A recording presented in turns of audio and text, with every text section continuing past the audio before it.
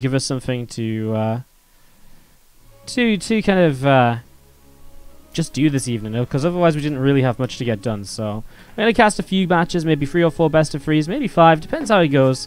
Then we'll maybe play some Fortnite or maybe some free-for-alls or something else. I really don't know. I didn't decide at all yet. Anyways, let's do this as we have starting off in the top right-hand corner of the map. Our red Terran player, it is Optimus. And to the bottom left-hand side, our blue Protoss player is Creator. Replay? Yes, it's a replay. Believe it or not, we didn't have anything to cast tonight, so I'm bringing you extra content, but that means we have to cast it from replays. So if that disappoints you so much, you're welcome to not watch. You can check the results and you can be on your way. There's no need to be so negative about the fights. I really, this really gets me. It's Creator in the bottom left-hand side. I don't even remember if I introduced him. But,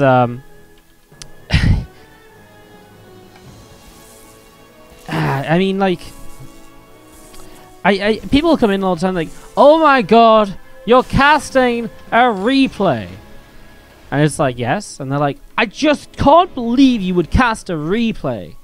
I was like, okay. And obviously there's different scenarios. Sometimes you cast a replay because the matches couldn't be played live and you couldn't cast it live, whatever. Sometimes, like today, we cast a replay because we've got no other content to put on. And we, decided to cast a replay of some extra content because it hasn't been seen anyways. And it just really blows my mind that so many people are so negative, like, extra StarCraft 2 content? Hold on a minute, buddy. Hold on just a moment. Are you trying to scam us? You're trying to give us extra StarCraft 2 content, but it's a replay. Huh? You don't think we're watching? You're trying to hide this from us? I've heard about casters like you who cast these replays, and you know what? I'm not a fan. I don't support that. I don't get it. Then just don't watch. Just go to the big, top right-hand side, the big X, and just, click close. Boom. You don't have to watch the replay. Mind fucking blown! As Optimus' mind is going to get a little bit blown right here, because this probe is going to scout the proxied factory on the south side of Blackpink. So, nice stuff from Creator, and, well, the Reaper killing the probe does allow for the factory to finish. Even if the Stalker comes in, it will not kill the SCV in time. The first Cyclone will now be on the way up as the Stalker finishes off that SCV as it tries to run away. Unfortunately, it's just not quite able to. And we do see a starport just on the way up in the main base of Optimus. So he's setting up on this one base play, and he is actually already expanded. Sorry, I thought this was completely one base play, but he actually expanded pretty early on. That's just because when I have been watching Optimus lately, he has been doing a lot of one base plays. He hasn't been expanding a lot of the time. So that's a little bit interesting. He actually expands, but then still proxies the factory to allow for this Cyclone to start pressuring very early. Now this Reaper is going to build grenade the Stalker. It doesn't quite blast it backwards into the Cyclone, but blasts it to the side, allows a few extra hits to come down. Shield battery is about to finish though, and there wasn't a lot of actual damage done here, but at least taking some of the NG already away from the shield battery is something that's going to help out with this. However, at the same time, a Dark Shrine comes down from Creator in the main base. With that Dark Shrine on the way up, about halfway done, that really will become an issue. Yes, there's going to be 2 scans available, but will Optimus actually save up the energy for those scans? And how much chaos can those DTs cause? Because not only are they going to be a nuisance on the aggressive, on the forefront of this attack, they're going to be an issue for Optimus's own aggression because they're going to be able to defend so well. This is nice. He actually does find himself these Stalkers here, kind of sections them away. This Cyclone even staying alive during this if he keeps on running. He has to keep on running, otherwise he will be in some issue. Going to hide in the little kind of darkness here, and he will get repaired. Oh wow, 3 Stalkers going down. That's a huge first kind of opening play here for Optimus, as we are going to be seeing these few units going to get ready to maybe push up this ramp. 2 Stalkers here, shield battery. Warp gate's now ready. So there is going to be some extra warpings potentially here in the next few moments as we see the 2 Cyclones lifting up. Where are they going to go? They could go over here and empower a gateway by kind of attacking that pylon from the low ground. There's the aggressive DTs being warped in right now. And there's the defensive DT. Optimus sees the defensive DT. Oh my god, that DT is tanking so much because of the shield battery. Now pylons are starting to be taken down, starting to be unpowered. These gateways and the shield batteries here, so that's actually a pretty big deal, as Optimus is just going to lose the medevac, and now he starts to lose SCVs, so he's going to start losing his income. And the issue is if he gets forced to lift up these orbitals, he's going to be in that scenario, which is really awkward, where he's not going to be able to scan anymore. There's one scan coming down. Somehow these Cyclones are staying alive at the last second every single time. Going for a couple of these pylons again, trying to stop further warp-ins. Man, he could have stopped so many of these warp-ins maybe if he'd killed this pylon too. That one warp gate has just been going all this time, but then again, he's been very busy dealing with other bits and pieces. The siege tank going to get taken down right now. There isn't a scan. Without the scan, obviously, Optimus is continuing to drop workers on the other side of the map. And we are going to see Creator takes the first game of this best of 3. So Creator goes 1-0 in the series. And we're going to be jumping in, chilling, enjoying some StarCraft. Enjoying a nice little evening of some fun, some bits and pieces. Top left-hand side, our red Terran player here, down a game in the best of 3, is from Team Revolution, Optimus. Going up against the blue Protoss player to the bottom right from Jin Air Green Wings, it is Creator. How's everyone doing out in chat? How's everyone feeling today? Actually, don't answer that just yet. I'm quickly going to refresh my dashboard just so I get my stats refreshed, so I don't have to get confused and do math every now and then, because that would be an absolute disaster, having to do math on stream multiple times at once. Okay, you guys can talk again. Thanks for holding off all your riveting conversation. Yeah, what's up, guys? How's everyone doing today? How's everyone's Mondays been? I know Mondays are a little bit like, oh, Monday. But I hope everyone's had a good Monday. I've had a pretty good Monday. It's been pretty okay, you know. I really haven't done much. I now found, you know, last night I was bitching about not having any shows to watch or not knowing what to watch because I started to watch something and then I got invested in it. Then after 2 episodes I realized it was being released 1 week at a time and I was like, oh! And then I got annoyed by that. But now I've got a couple of things that I want to watch. So now I'm back on the degenerate Netflix binging sessions. So that's all good. That's very exciting, you know. Proxy T-Rex here, by the way, from Optimus. A gas behind it, so looking to throw down, you know, this is like the pressure build where you're going to be following up with the factory fairly quickly. As we are going to be seeing the bunkers starting to come down. Optimus just poking forwards with these couple of SCVs, and we are going to be seeing the probe just going to be blocked away. And I like this little wall off, keeps the Marines safe from something like a Zealot early on.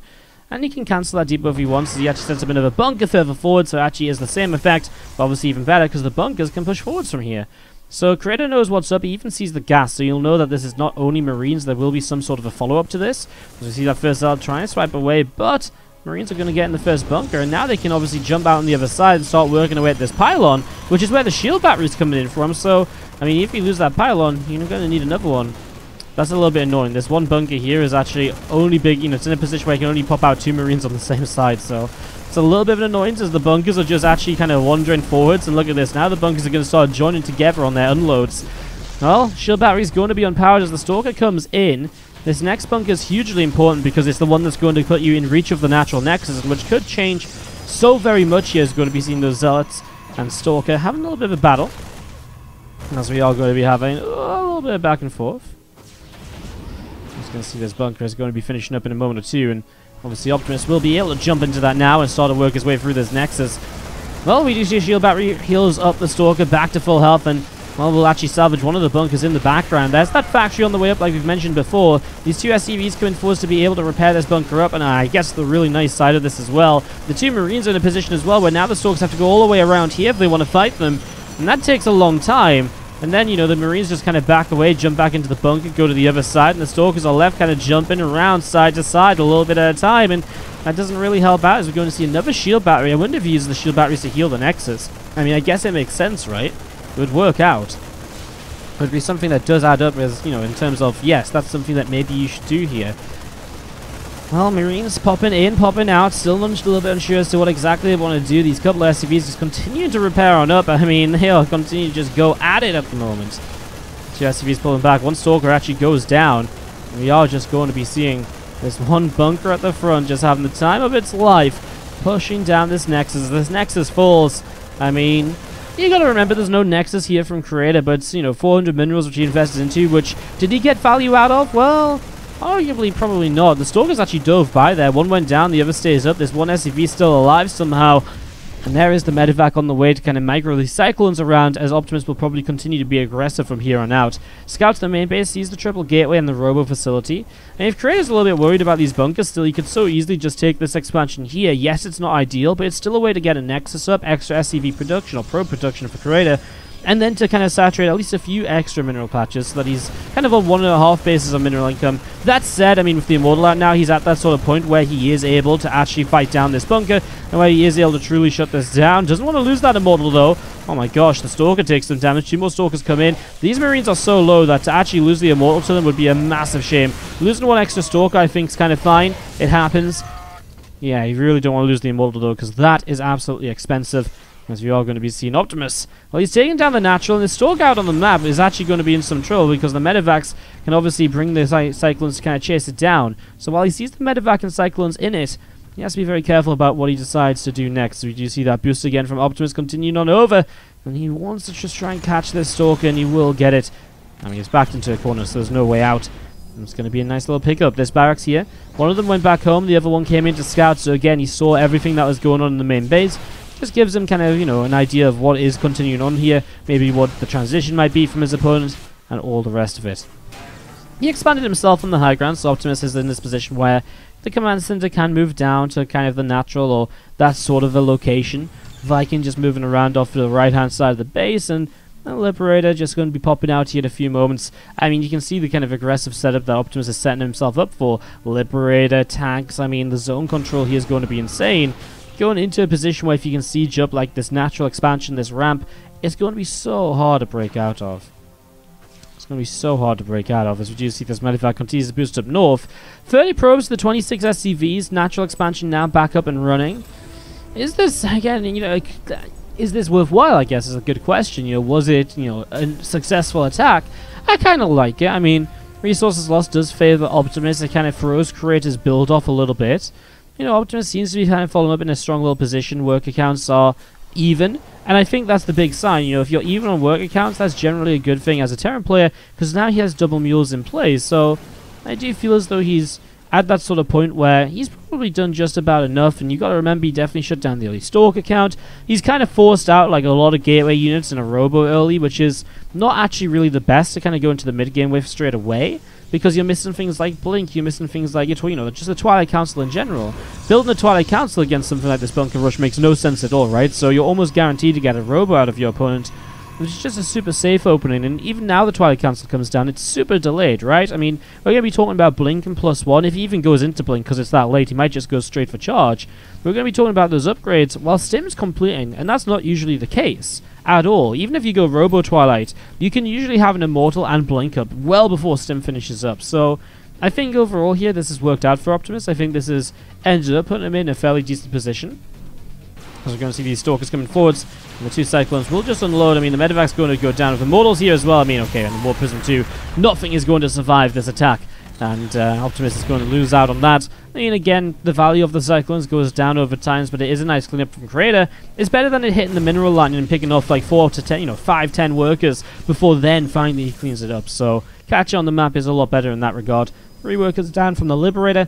That's nicely done, and we do see actually on our screens the charge coming through. The choice attack here from Creator. Again, it's kind of late in the game, so he's had to skip out on Blink for now, go straight at charge, because realistically, that's the kind of composition or the upgrade which is going to help him defend against Terran attacks in the future, whereas Blink just isn't going to cut it right now. Blink can buy you time, but it's not, you know, imagine this, if Blink finishes like 50 seconds from now, well, the Terran player is already going to be moving on the map, so you're not even going to be able to take that much control of the Stalkers as you would like to. And then you're going to be attacked and your charge is going to be nowhere near finished. It's just not going to be ready at the correct point in time, as we are going to be seeing this set of units from Optimus going to start pushing across down towards that bottom right side. And for the second time this game, Optimus is out on the offensive. Obviously, this looks so much different to before, when it was just Marines and Bunkers. This is a fully teched up army. Combat Shields is about to kick on in. I mean, I say fully teched up. He is missing Engineering Bays and +1 attack upgrades, or armor upgrades. He's got an Engineering Bay, he just hasn't used it all just yet. As we do have this Bioforce coming all the way over towards the right-hand side, getting ready to push in towards this third Nexus here in the next few moments. Another Sentry just warping on in. First Marine leading the charge, sees the army. Optimus is 20 army supply ahead, but there's about to be an upgrade deficiency for Optimus. He's going to be down the +1, well, he's going to be down with no upgrades, and Creator's going to have the +1 armor, which with Zealots against Marines and Marauders is just amazing, because they tank so many shots as they kind of run on in, and those Marines fire so very quickly. It definitely brings you more value to an army than the +1 attack would. +1 attack is much better when Stalkers start coming out, because they are generally going to take less shots and attack more themselves. And that's why we probably see attack right now, because he does need blink. He does need to have something to fight against potential Liberator play in the future. If those numbers start to rise, it could be problematic. Optimus throws down a third command center in the top left corner here on the Unvalid Square. The third Nexus from Creator just being taken out on the map allows him to have the full 3 base economy versus what was essentially kind of 2.5 base of minerals, with this back base not really acting as a full mineral line. Zard in the front is going to take a few shots, and it goes down pretty quick. A Viking actually lands and picks up a few probe kills. Vikings are pretty good at killing probes. They kill them in 2 shots. It's very powerful. Sims up the ramp, going to go for at least one immortal, but lifted up into the War Prism. Not going to go down. Widowmine's here is actually going to get some damage done. Splashes into the sentry fields as well. So if it's sentries, one of them falls. Drop in the main base at the same time. Gets a pylon, gets out of there. Widowmine connects on the Stalker, so that's a kill and some splash. So far, so good from Optimus. He can now lift up and maybe hit this third base once more. Back at home, reinforcements continue to come on out for him. Double reacted starport, and it's Liberator production on the way. So that blink will be essential here for our Protoss player in due time. Another pylon taken down here actually stops Warpins coming in. The first storms from the Warp Prism are actually not good at all. They really, at the very least, or at the very most, kind of scathe the edge of this army. Feedbacks maybe could have killed some medevacs, but the energy wasn't quite there. Back into the main base, we are going to be seeing this drop once again. Optimus continue to try and pull Creator apart right now as the Zealots keep on charging forwards. The Stalker's here, going to try and get something done, but that's a lift up, and Optimus decides to back away for now. Well, +2 attack is on the way through as well at the moment here from Creator, so +2 attack coming in. Another Warp Prism just around the right-hand side, and again a couple of Zealots, a few Stalkers, a couple of Immortals. They're just coming out to see maybe what they can get up to next. With this Warp Prism here, I mean, you have to be a little bit careful, right? You have to be a little bit cautious as to how you take a fight. You know, don't want to fight too far away from potential warp-ins, and even the Prism, you know, is kind of there to micro units a little bit more so than actually warp in at the moment. Well, Creator comes out and grits this army, so Optimus is pushed away, but now he loops back around towards the high ground. Good vision with the observers, though, giving Creator the idea of where Optimus is going to attack in from. But was he just a little bit too late to rotate here? Because the Liberators, at the very least, will siege up. Now the Bio army sims in from a little bit away. One Liberator goes down before the Bio gets here. Second Liberator's fallen. A third one will go down. Storms start to drop as new Liberators arrive. The Widowmine's cleaned out, but not before they take down some Zealots with them. And does Optimus have enough to just push on forwards? The Storm's obviously non-existent now. And as those Zealots go down to the top side, the south side, well, the Immortals again taken down by this group of Marauders. And there is not enough here from Creator. Optimus has just about broken through. And he takes game number 2 of this best of 3. GG's. And Optimus will... Let's do this to the top left-hand side. Our Red Terran player is Optimus from Team Revolution. His opponent down to the bottom right is the blue Protoss player. It is from Genetic Green Wings Creator. Hey, by the way, 54 Pathon for the bit, and Milius Pro for the host. What's up, guys? How you all doing? A new week here on the channel. Like I've been saying, we've got StarCraft pretty much every single day for you. Maybe not on Saturday, and maybe not on Wednesday because they'll be casting on another stream on Wednesday. They'll be casting on WardiTV, but in general, lots of StarCraft action. We've got the WardiTV weekly season 4 finals coming up. The qualifiers for that on Thursday and Friday. Tuesday, tomorrow, we have the Go for SC2 monthly finals. It's going to be a lot of fun, a lot of cool StarCraft coming up here over the next few days. So excited to see what's going to happen as we do see an engineering bay coming down on the natural expansion. Optimus just playing a little bit of a nuisance game at the start here, going to force a faster cybernetics core, because there's no way that cyber core or that engineering bay is going to get killed. Is he really going to kill it before he puts down a... he has to put down the cyber core. And it just makes sense, right? I mean, he's still going to have the minerals for Nexus. As we do see, it goes down. Nexus! Oh my god. Another engineering bay. Costs him the SCV, but look how much more delays. I mean, Creator was ready to throw down a Nexus here. Now he adds on another pylon, maybe even a second gas while he just waits to get the minerals back. I mean, I guess it's not too severe. 3 probes on the low ground. There's also 3 probes that have not been mining for this entire time. Creator will be chrono boosting out a Zealot in response to this. Generally, you would like to skip the Zealot, but when something like this happens, you generally do get it just to kind of, you know, just in case the block continued, you can kill off the engineering bay. And now, you know, it's also some minerals that were invested into that block, and so maybe you can get something done with it. A Stalker coming up as well, so it looks as though Creator really does want to commit to a little bit of aggression across the map here. couple of attacks, you know, a couple of poke-ins, a couple of proddings, see if he can get anything done. As we do see this Reaper going to come back down the right-hand side, jumping up in towards the main base, and just get some scouting information. Stalker on its way out. It's actually going to turn in towards the main to deal with this. The Reaper might get himself a couple of kills here. And for Optimus to have built the command center on the high ground, it's going to make life very difficult for Creator to actually get much done with this Zealot and with the Stalker, to the point where the Stalker even just turned around, realizing he was just going to lose probes if he moved across the map, and that he wasn't really going to get much done because his probe over here had already seen the command center on the high ground. So he knew he wouldn't be able to delay that or cancel it. The Reaper does go down, but with the Reaper going down, I mean, he's already seen a good amount in the main base. I guess he doesn't see the tech choice.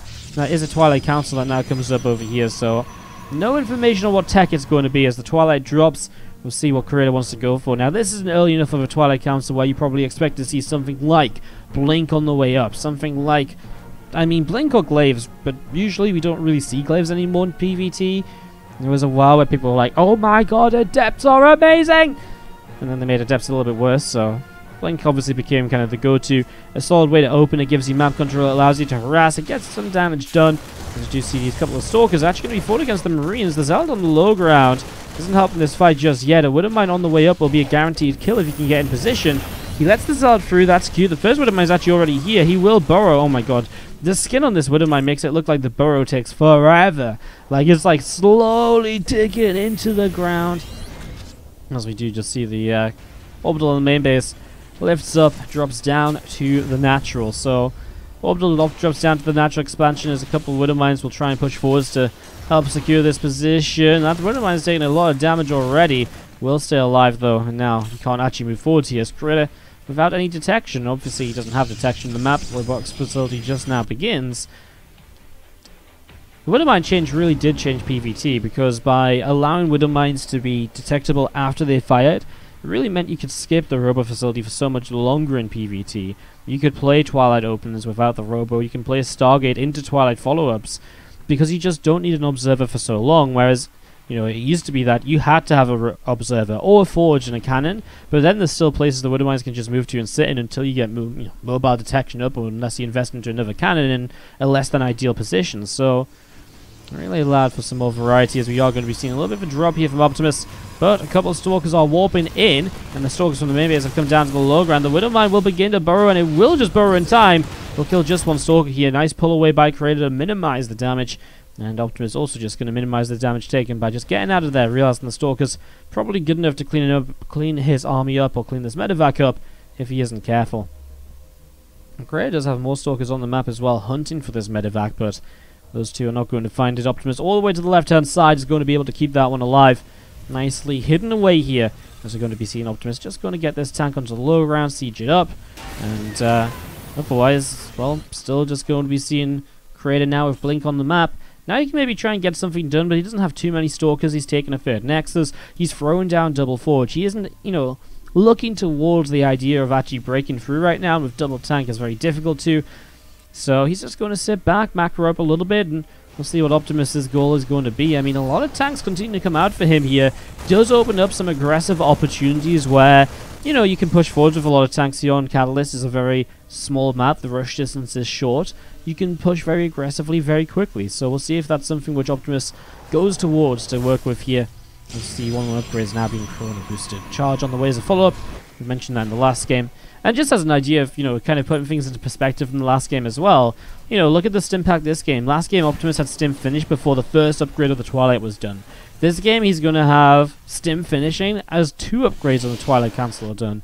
That's, I think, really just sort of a good indicator of just how ahead Optimus actually did get in that last game by slowing Creator down a lot, even though a lot of the numbers sort of made it look as though, well, this kind of looks okay. Creator actually blinks to the high ground, gets himself 1 siege tank. Oh, Dohone gets sim. That would be terrible for Optimus.